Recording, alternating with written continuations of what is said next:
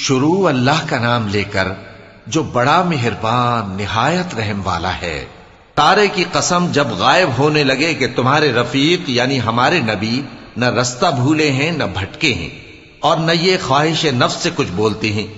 یہ قرآن تو ایک وحی ہے جو ان کی طرف بھیجی جاتی ہے، ان کو نہایت قوت والے نے سکھایا یعنی جبرائیل نے جو طاقتور ہیں۔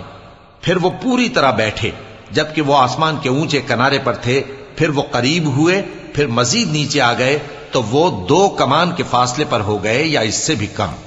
پھر اللہ نے اپنے بندے کی طرف جو حکم بھیجا سو بھیجا۔ جو کچھ انہوں نے دیکھا ان کے دل نے اس کو جھوٹ نہ جانا۔ کیا جو کچھ وہ دیکھتے ہیں تم اس میں ان سے جھگڑتے ہو؟ اور انہوں نے اس کو یعنی جبرائیل کو ایک اور بار بھی اترتے دیکھا ہے سدرۃ المنتہا کے پاس۔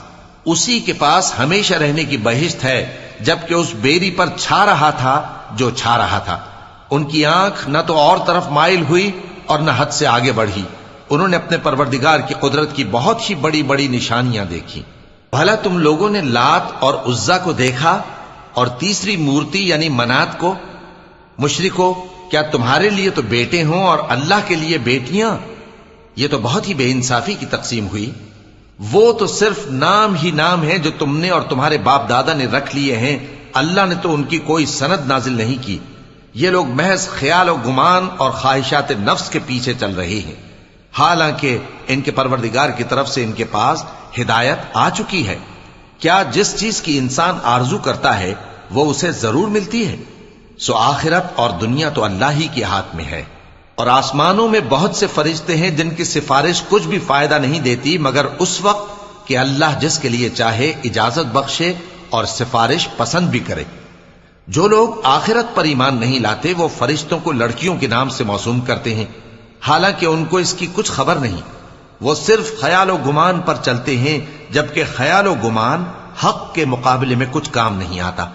تو جو ہماری یاد سے روگردانی کرے اور صرف دنیا ہی کی زندگی کا خواہاں ہو، اس سے تم بھی منہ پھیر لو۔ ان کے علم کی یہی انتہا ہے۔ تمہارا پروردگار اس کو بھی خوب جانتا ہے جو اس کے رستے سے بھٹک گیا، اور اس سے بھی خوب واقف ہے جو رستے پر چلا۔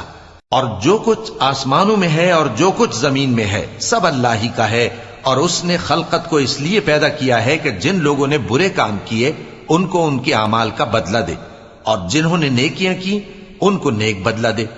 جو صغیرہ گناہوں کے سوا بڑے بڑے گناہوں اور بے حیائی کی باتوں سے اجتناب کرتے ہیں، بے شک تمہارا پروردگار بڑی بخشش والا ہے۔ وہ تم کو خوب جانتا ہے۔ جب اس نے تم کو مٹی سے پیدا کیا اور جب تم اپنی ماؤں کے پیٹ میں بچے تھے تو اپنے آپ کو پاک صاف نہ جتاؤ۔ جو پرہیزگار ہے وہ اس سے خوب واقف ہے۔ بھلا تم نے اس شخص کو دیکھا جس نے منہ پھیر لیا اور تھوڑا سا دیا پھر ہاتھ روک لیا؟ کیا اس کے پاس غیب کا علم ہے کہ وہ اسے دیکھ رہا ہے؟ کیا جو باتیں موسیٰ کے صحیفوں میں ہیں ان کی اس کو خبر نہیں پہنچی؟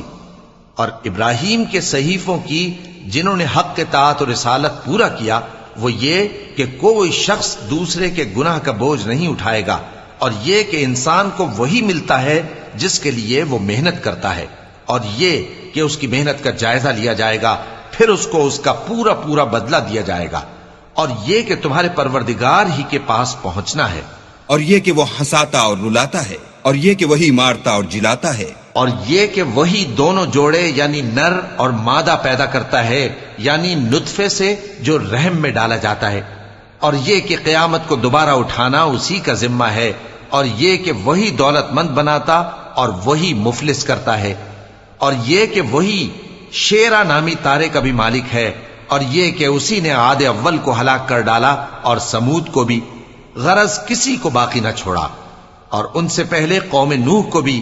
کچھ شک نہیں کہ وہ لوگ بڑے ہی ظالم اور بڑے ہی سرکش تھے، اور اسی نے الٹی ہوئی بستیوں کو دے پٹکا، پھر ان پر جو چیز چھا گئی سو چھا گئی۔ تو اے انسان، تو اپنے پروردگار کی کون کون سی نعمت پر جھگڑے گا؟ یہ پیغمبر بھی پہلے کے خبردار کرنے والوں میں سے ایک خبردار کرنے والے ہیں۔ آنے والی یعنی قیامت قریب آ پہنچی، اس دن کی تکلیفوں کو اللہ کے سوا کوئی دور نہیں کر سکے گا۔ اے کافرو، کیا تم اس کلام پر تعجب کرتے ہو اور ہنستے ہو اور روتے نہیں؟